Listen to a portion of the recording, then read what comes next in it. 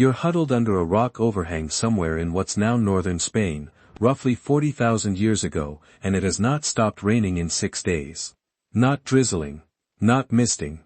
Raining, the kind of relentless, gray, bone-soaking rain that turns every path into a river and every fire pit into a puddle. You have no Netflix queue to burn through, no group chat to doomscroll, no delivery app to summon soup. You have a damp cave, some equally damp relatives, and an entire week of nothing but time. Somewhere, a baby is crying. Somewhere else, someone is definitely sick of someone else's face. Sound familiar? It should. It's basically every family road trip ever. Except the road trip lasts a week and there's no minivan, just rock. Stuck. That's the word for it.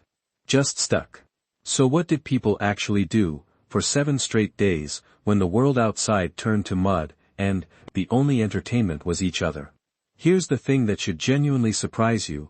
Prolonged bad weather confinement wasn't a rare inconvenience for our ancestors.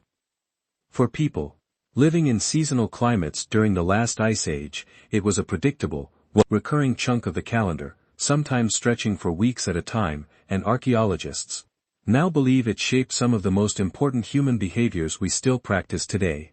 Not survival skills, not hunting techniques, the boring stuff, the rainy day stuff, storytelling, art, gossip, games. Some researchers argue that forced indoor togetherness may have done more to build human culture than almost anything else our species ever did outdoors. By the end of this video, you're going to understand why being bored together in a cave might be one of the most underrated forces in human history, and why the games, art, and hymn traditions born out of pure weather-related boredom are still shaping how you spend your own rainy days right now. Let's get into it. The common assumption is that Ice Age humans were essentially always hustling, hunting, gathering, migrating, surviving hour to hour, with zero downtime, like some kind of Paleolithic hustle culture influencer. Except that's not really the reality. Anthropological studies of modern hunter-gatherer societies, like work done by researchers studying the Hadza in Tanzania and the Klus Kung in the Kalahari, consistently show that foraging societies often spend fewer hours per day on subsistence tasks than the average modern office worker spends at a desk. Turns out, ancient humans had a lot more downtime than the grueling survival, as stereotype suggests, and a multi-day rain event didn't just pause their routine, it created a forced, extended block of that downtime, all at once, indoors, with nowhere to go. The real story isn't humans suffered through the rain. It's humans got weirdly good at being bored, and that boredom built things. Let's start with the caves themselves. At the Rouffignac Cave in the Dordogne region of France, archaeologists have documented over 250 individual pieces of Ice Age art. Mammoths, horses, and rhinoceroses, etched and painted deep in chambers that require crawling on your stomach to even reach. Not a quick weekend project. Researchers estimate that producing even a modest portion of Rouffignacs' decorated panels, the factoring in pigment preparation, torchlighting logistics, and the physical difficulty of the crawl-in access, would have taken dozens of hours of sustained, uninterrupted work. Think about that for a second. Who has dozens of uninterrupted hours lying around? Someone who isn't out hunting. Someone stuck inside. The prehistoric equivalent of a work-from-home day that turns into an entire home renovation project because you're bored and the weather won't quit. Case 2, the Blombos Cave site on the southern coast of South Africa. Here, researchers uncovered engraved ochre pieces dated to roughly 75,000 years ago, from deliberate cross-hatch patterns carved into red pigment stone, seemingly for no practical survival purpose whatsoever. No tool function, no nutritional value, just pattern making. Some archaeologists studying the site have proposed that this kind of symbolic mark-making is exactly the type of activity that flourishes during exactly the conditions weird, forced stillness, close quarters, and time that needs filling. Not metaphorically, literally, someone sat there, in a cave, with a rock and a sharp tool, and doodled. The oldest known doodle on Earth might just be the original rainy day activity. Case 3, and this one's a personal favorite. Dice. Or at least, dice-like objects. Knuckle bones, the small ankle bones of sheep and goats, called astragali, have been found at archaeological sites across Europe and the Near East dating back tens of thousands of years, often worn smooth from repeated handling, sometimes even marked with symbols on each face. Researchers studying these artifacts have proposed they were used for games of chance, essentially early dice, long before anything resembling formal gambling existed. Theory number 1, they were used for divination, a kind of ancient fortune-telling.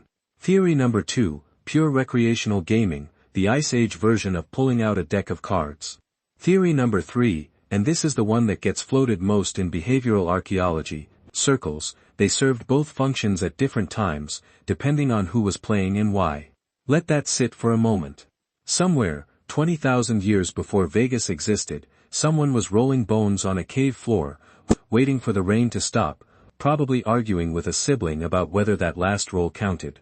Case 4 takes us to sound. At sites like the Hohle Fels cave in Germany, archaeologists recovered a flute carved from a griffon vulture's wing bone, dated to around 40,000 years ago, with precisely spaced finger holes.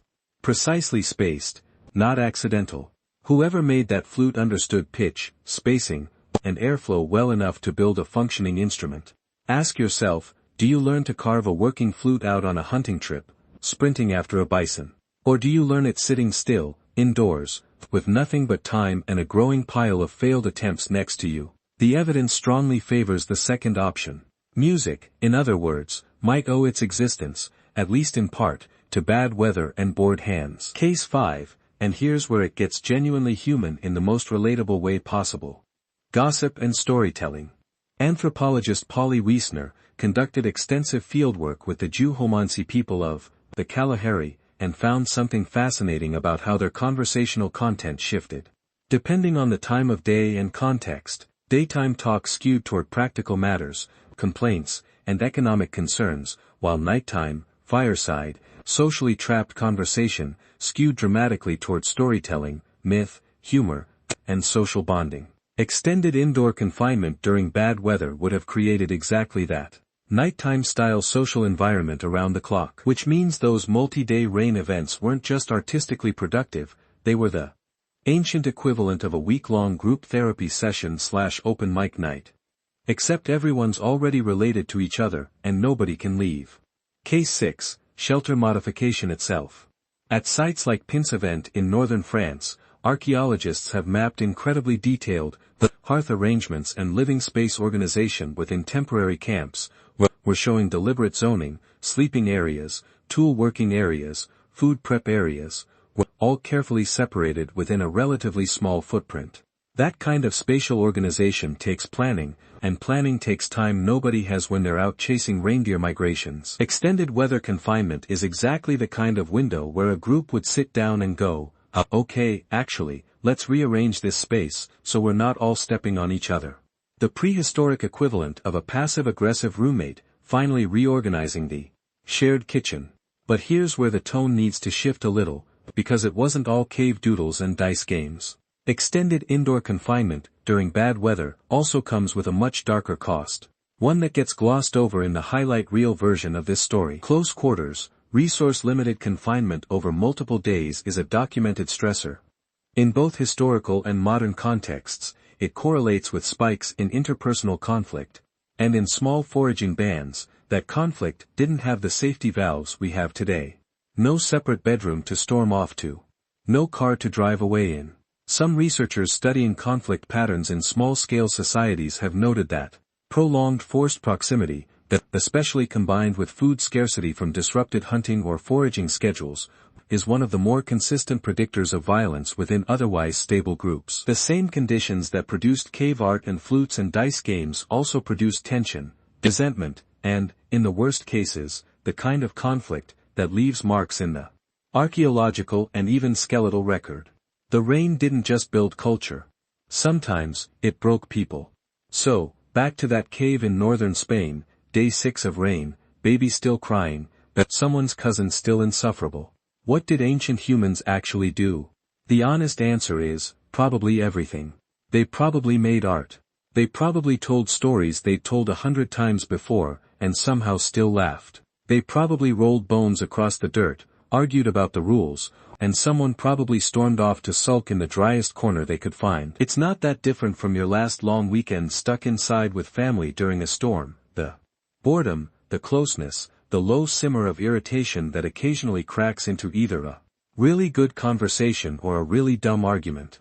Next time you're stuck indoors for days with the people you love and mildly tolerate, remember, you're not doing anything new. You're doing the oldest thing there is. And what about you? If the power went out and the rain didn't stop for a week, what's the first thing you'd make, play, or do out of pure boredom? Let me know in the comments.